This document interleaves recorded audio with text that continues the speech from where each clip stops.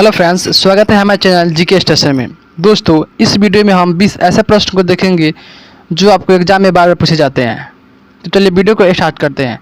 तो पहला प्रश्न है, जेट इंजन किस परिघटना के आधार पर कार्य करता है, यानी कि जेट इंजन किस सिद्धांत पर कार्य करता है।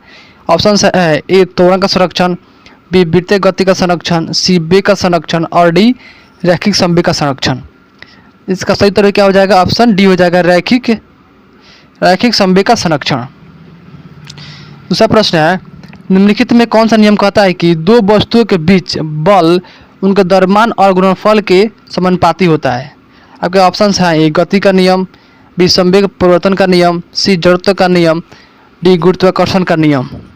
आपका सही उत्तर हो जाएगा ऑप्शन डी, गुरुत्वाकर्षण का नियम। तीसरा प्रश्न है, मनुष्य में गुणसूत्र के कितने युग्म मौजूद होते हैं, यानी कि मनुष्य में गुणसूत्र के कितने जोड़े पाए जाते हैं? 23 जोड़े या 26 जोड़े या 19 जोड़े या 22 जोड़े।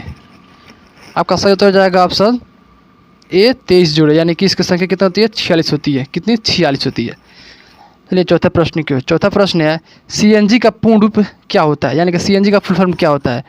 कार्बनिक नॉर्म ग्रिड या कोल एंड नेचुरल गैसेस या कंप्रेस्ड नेचुरल गैस या केमिकल न्यूट्रल जीन। आपका सही उत्तर हो जाएगा option C, compressed natural gas. चलिए आगे बढ़ते हैं। पांचवा प्रश्न है, पानी जो शुद्ध और पीने योग्य होता है उसे कहा जाता है, यानी पानी जो शुद्ध और पीने के योग्य होता है उसे क्या कहते हैं? कठोर जल कहते हैं या पेयजल कहते हैं या तरुण जल कहते हैं या नदी का जल कहते हैं। आपका सही उत्तर हो जाएगा ऑप्शन बी, पेयजल कहते हैं।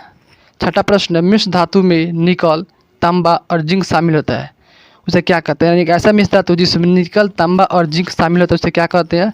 सोल्डर कहते हैं, जर्मन सिल्वर या वेन मेटल या रोज मेटल। इसका सही उत्तर हो जाएगा ऑप्शन बी, जर्मन सिल्वर करते हैं। आगे बढ़ते हैं। सातवां प्रश्न है, किस प्रकार का सूक्ष्म जीव टाइफाइड के कारण बनता है, यानी कि किसके कारण टाइफाइड होता है? आपके ऑप्शन है विषाणु के कारण, जीवाणु के कारण या कवक के कारण या प्रोटोजोआ के कारण। इसका सही उत्तर हो जाएगा ऑप्शन बी, जीवाणु के कारण। किसके कारण? जीवाणु के कारण। चलिए आगे बढ़ते हैं। आठवां प्रश्न है, पीएच मान की सीमा क्या होती है, यानी कि पीएच मान की पाठ्यांक कहाँ से कहाँ तक होता है? आपके ऑप्शन है 0 से लेकर 14 तक, ऑप्शन बी 1 से 10 तक, ऑप्शन सी 1 से 7 तक, ऑप्शन डी 0 से 10 तक। इसका सही उत्तर क्या हो जाएगा? ऑप्शन ए हो जाएगा इसका सही उत्तर, 0 से लेकर 14 तक होती है। यानी ये स्केल होता है और यहाँ पर 0 और यहाँ पर 14 और इसके बीच में 1 2 3 4 5 6 इससे कत 14 तक होता है। चलिए आगे बढ़ते हैं। 9वां प्रश्न है, डैश हवा की आर्द्रता को मापता है, यानी कौन सा जो यंत्र है जो हवा की आर्द्रता को मापता है? हाइग्रोमीटर या माइक्रोमीटर या थर्मामीटर या हाइड्रोमीटर। इसका सही उत्तर हो जाएगा ऑप्शन डी, हाइड्रोमीटर। आगे बढ़ते हैं। सब प्रश्न है, मानव शरीर की सबसे लंबी हड्डी कौन सी होती है? ऑप्शन है ए अंतःप्रकोष्ठिता, बी बहिःप्रकोष्ठिता, सी अंतर्जंघिका, ऑप्शन डी उर्विका अस्थि।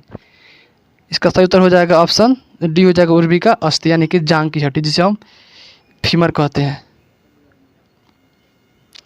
11वां प्रश्न है, विलियम्स जोन्स कप निम्नलिखित में से किस खेल से संबंधित है? ऑप्शंस है ए बिलियर्ड्स से, बी बास्केटबॉल से, सी मुक्केबाजी से, डी क्रिकेट से। इसका सही उत्तर हो जाएगा ऑप्शन बी, बास्केटबॉल से। चलिए आगे चलते हैं।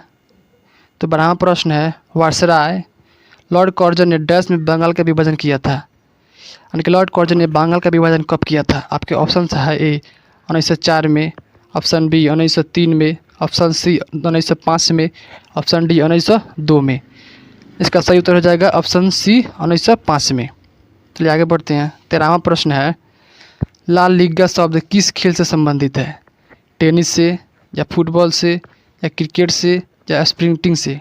इसका सही उत्तर हो जाएगा ऑप्शन बी, फुटबॉल से। आगे बढ़ते हैं। 14वां प्रश्न है, भारत के संविधान में से कौन सा अनुच्छेद सहकारी समिति से संबंधित है? आपके ऑप्शन है 43A, 43B, 31A, 31B। इसका सही उत्तर हो जाएगा ऑप्शन बी, 43B। चलिए आगे बढ़ते हैं। 15वां प्रश्न है, बांदीपुर राष्ट्रीय उद्यान भारत के किस राज्य में स्थित है? आपके ऑप्शन है ए कर्नाटक में, बी तमिलनाडु में, सी ओडिशा में, डी छत्तीसगढ़ में। इसका सही उत्तर हो जाएगा ऑप्शन ए, कर्नाटक में। चलिए आगे बढ़ते हैं। 16वां प्रश्न है, शुद्धि आंदोलन के संस्थापक कौन थे? शुद्धि आंदोलन जो हुआ था उसके संस्थापक कौन थे? स्वामी दयानंद सरस्वती या स्वामी विवेकानंद या ईश्वरचंद्र विद्यासागर या राजा राम मोहन राय? इसका सही उत्तर हो जाएगा ऑप्शन ए, स्वामी दयानंद सरस्वती। चलिए आगे बढ़ते हैं। 17वां प्रश्न है, भारत में स्टैचू ऑफ यूनिटी डैश की दुनिया की सबसे लंबी प्रतिमा है, यानी जो स्टैचू ऑफ यूनिटी है ये किन की प्रतिमा है? ऑप्शन है ए, एम के गांधी, बी, सरदार वल्लभ भाई पटेल, सी, विनोबा भावे, डी, भीमराव अंबेडकर। इसका सही उत्तर हो जाएगा ऑप्शन बी, सरदार वल्लभ भाई पटेल की है। तो आगे बढ़ते हैं। 18वां प्रश्न है, 86वें संविधान संशोधन अधिनियम 2002 ने भारत के संविधान में निम्नलिखित में से कौन सा अनुच्छेद जोड़ा गया था? अनुच्छेद 21 का ए, अनुच्छेद 39 का ए, अनुच्छेद 20 का ए, अनुच्छेद 56 का सी। इसका सही उत्तर हो जाएगा अनुच्छेद 21 ए। 19वां प्रश्न है, चंद्रशेखर आज़ाद ने किस शहर में ब्रिटिश पुलिस द्वारा घेर लिए जाने पर खुद को गोली मार ली थी? ऑप्शन है जबलपुर में, कानपुर में, इलाहाबाद में या भोपाल में? इसका सही उत्तर हो जाएगा ऑप्शन सी, इलाहाबाद में। चलिए 20वां प्रश्न है, रबी फसल डैश में बोई जाती है, यानी रबी फसल की बुआई कब की जाती है?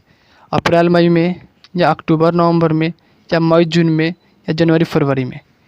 इसका सही उत्तर हो जाएगा ऑप्शन बी, अक्टूबर नवंबर में इसकी बुआई की जाती है। दोस्तों आपको ये वीडियो कैसा लगा हमें कमेंट करके जरूर बताएं। तब तक के लिए धन्यवाद।